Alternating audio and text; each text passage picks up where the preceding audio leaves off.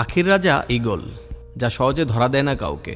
তবে ব্যতিক্রমী ঘটনা দেখা গেল বাগেরহাটের চিতলমারী উপজেলার কলেজ পড়ুয়া ছাত্র ইসমাইল কাজীর কাছে। বুলেট নামে ডাকলেই উড়ে আসে পাখির রাজা ঈগল। তবে যখন মন মেজাজ ভালো থাকে না, তখন কোনো কথাই শোনে না। বনে যায়, বাজারে যায়, ঘুরতে যায়, কিন্তু আবার ফিরেও আসে। অনেকে ভিডিও করে, দেখতেও আসে বিভিন্ন জায়গা থেকে।